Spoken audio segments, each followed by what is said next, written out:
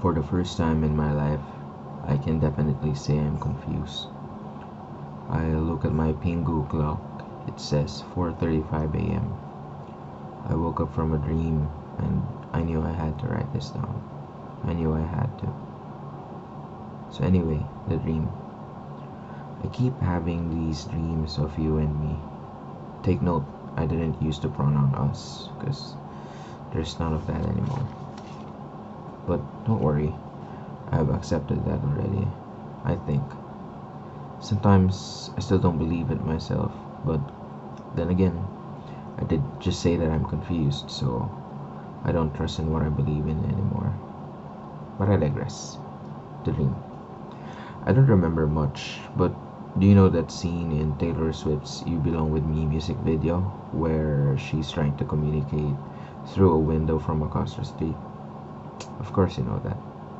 Anyway, in the dream, it was exactly like that. You were on the other side, and then I caught your eye, and I'm not sure what happened next, but next thing I knew was that I'm embracing you, crying on your shoulder, and saying, I missed you. I missed you. And I thought it was just in my head, but you were saying those things back to me too. As I've grown accustomed to doing in times so exceptionally emotional, I keep what they call totems, a thing I learned from the movie Inception. Have you watched that movie already? Anyway, totems. They are these objects that are configured in a singular manner such that any deviations from a known and determined outcome, like a weighted dice or a perpetually spinning top, and this would tell you that you're living in a dream, that all of this isn't real and it's all in your head. Anyway, so there was I again, hugging you. It's been, what, 33 days since I last hugged you in front of that McDonald's.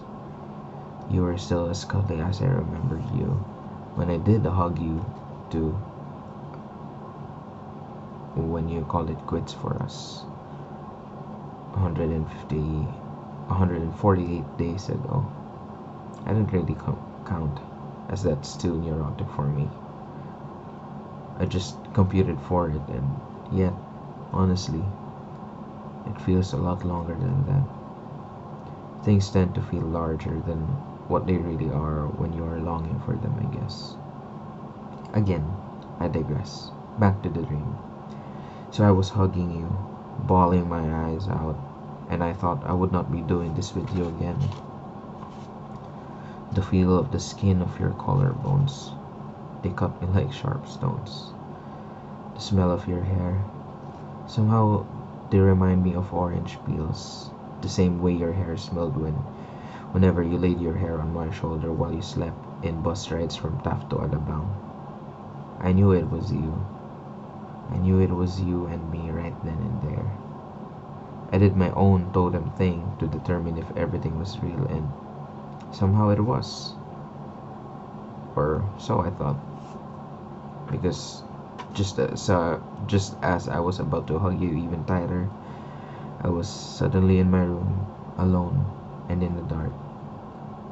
I still felt you pressed against my chest, like how you always are, honestly, even now. But your face isn't there. I can still feel you in my heart, but you're not here. It was all a dream, just a dream. It felt so real that time, and just like how I've been dreaming of you for the past 148 days. The only real thing here is that you're gone. You're not here. And as much as I try to understand and accept the present circumstances, somehow my body doesn't follow consistently. Good thing I'm a psychology major with at least 12 units of philosophy, so I'm able to emotionally regulate and rationalize at the same time. But the thing is, and I know this time it's really real, even without my totem, because trust me, I think I have a faulty one. The thing is that I still miss you. I do. There's no way around it. It sucks, yes, but that's my reality. And I've got to find comfort in it, apart from you, far away from you, loving you from a distance.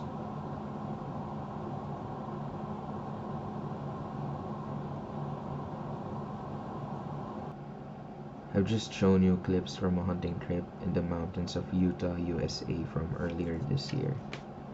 I took this time to soul search and disconnect from the world, from my reality, but I went ahead and kept a journal. But instead of writing down how many wild game I saw, I just made letters addressed to you. Words that I can tell you because I'm not sure if you'll listen. Still, I wrote them because I thought being 11,817 kilometers away from you would change things, but it didn't. Like a neurotic, hopeless romantic, I thought of you in those mountains. Like I was physically in the mountains, right there, but mine's still at home with you. And I thought about how maybe it would remind you of where you grew up, those mountains, and how you would like if you were there too. And then we'd share hugs at night and exchange words of love. And I trust you, and I want you, and I miss you. Alas, it's all just all letters I can send.